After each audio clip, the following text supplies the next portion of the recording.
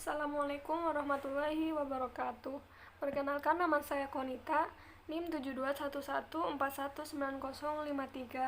Di sini saya akan menjelaskan sedikit mengenai bab 3 Sistem Informasi Manajemen menggunakan teknologi informasi dalam menjalankan perdagangan elektronik atau e-commerce.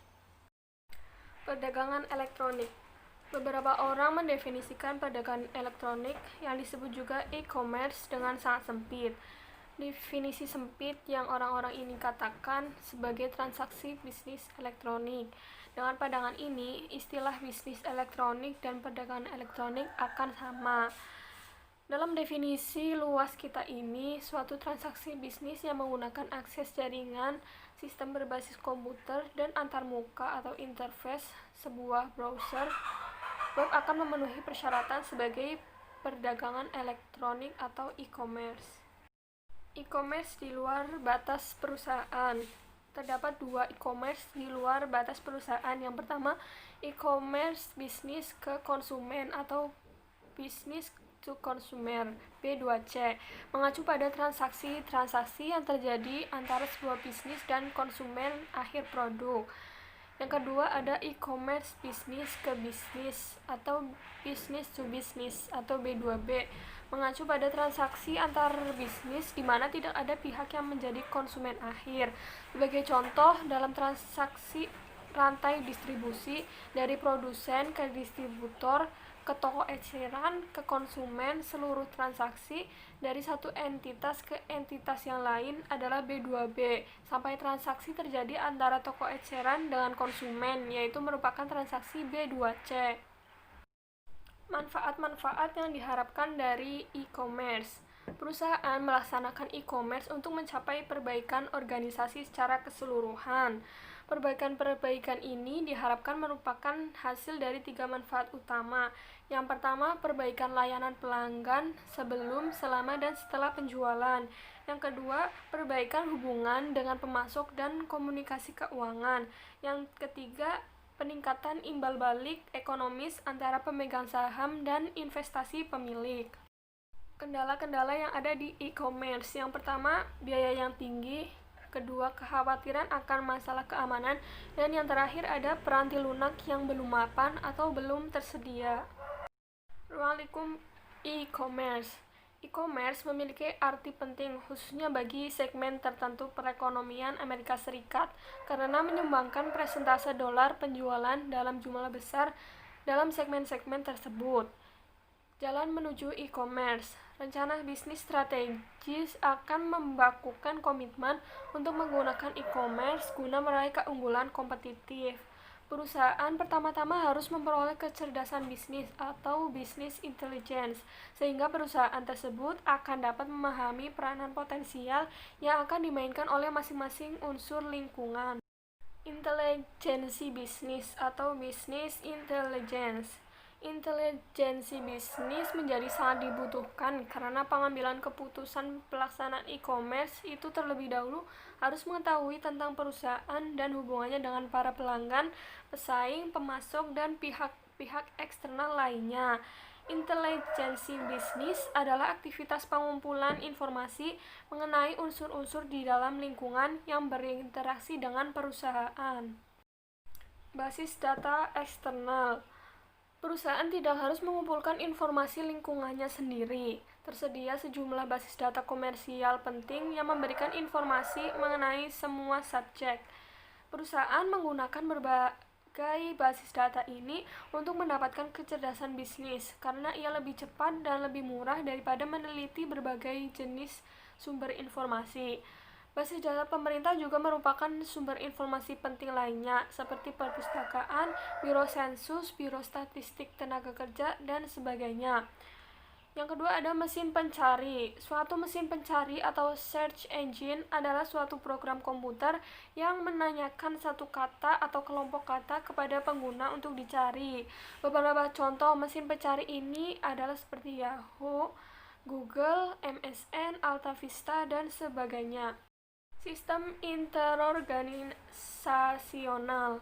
Kita telah mengetahui bagaimana perusahaan dapat membuat hubungan elektronik dengan perusahaan lain untuk menciptakan suatu sistem interorganisasional atau interorganisational system atau yang biasa disebut IOS, sehingga semua perusahaan bekerja sama sebagai suatu unit yang terkoordinasi meraih manfaat yang tidak dapat diraih sendiri oleh setiap perusahaan.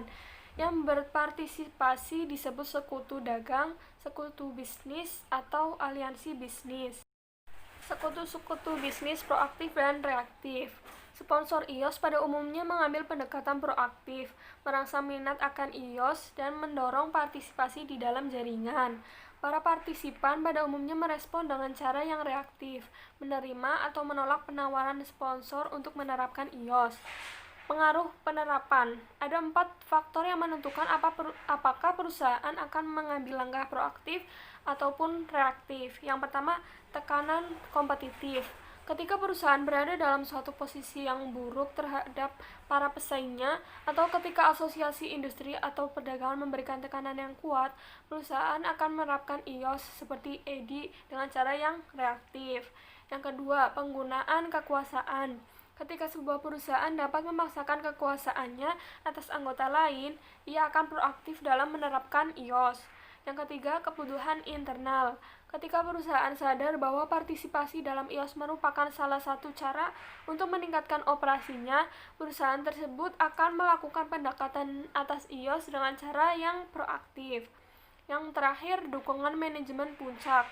Tanpa melihat apakah perusahaan tersebut bertindak dengan cara yang proaktif maupun reaktif, dukungan manajemen puncak selalu akan mempengaruhi keputusan.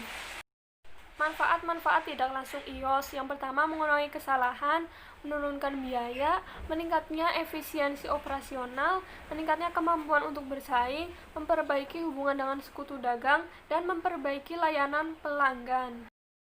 Langkah-langkah e-commerce berikutnya. Yang pertama ada perdagangan bergerak.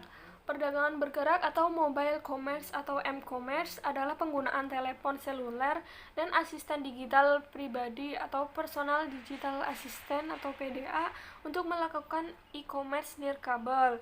Yang kedua ada nirkabel berkelas bisnis di sebuah tempat. Hotspot biasanya diciptakan dengan menggunakan suatu koneksi kabel untuk kecepatan komunikasinya yang tinggi dan kemudian dipancarkan melalui sebuah poin akses nirkabel ke suatu wilayah yang kurang lebih berjarak 100 meter dari poin akses tersebut, dan penerimaan data oleh seseorang melalui suatu jaringan yang kompleks yang melibatkan banyak komputer dan koneksi jaringan adalah suatu hal yang memungkinkan untuk dilakukan. Menggunakan internet. Internet bermula dari ketika pemerintah Amerika Serikat membuat suatu jaringan dengan nama ARPANET. Usaha-usaha yang diawali pada tahun 1989 mengarah pada apa yang kita kenal dengan World Wide Web. World Wide Web adalah informasi yang dapat diakses melalui internet, di mana dokumen-dokumen hypermedia atau file-file komputer disimpan dan kemudian diambil dengan cara-cara yang menggunakan metode penentuan alamat yang unik. Cyberspace dan superhighway informasi. Istilah cyberspace menggambarkan suatu masyarakat yang telah menjadi budak teknologi, sedangkan istilah superhighway informasi digunakan untuk menggambarkan suatu kekuatan positif yang memberikan akses atas sejumlah informasi yang terdapat dalam masyarakat modern kita. Aplikasi bisnis internet. Ada aplikasi retail. Aplikasi bisnis web yang paling dikenal masyarakat umum adalah retail. Sebagian besar rantai retail telah hadir di web. Banyak per-retail membuat home page mereka yang dapat secara langsung diakses melalui web. Beberapa lebih memilih untuk bergabung dengan toko-toko lain di suatu situs gabungan yang disebut mall maya atau virtual mall, dengan harapan bahwa satu nama mall akan lebih mudah untuk dikenali dan ditemukan daripada nama toko mereka masing-masing.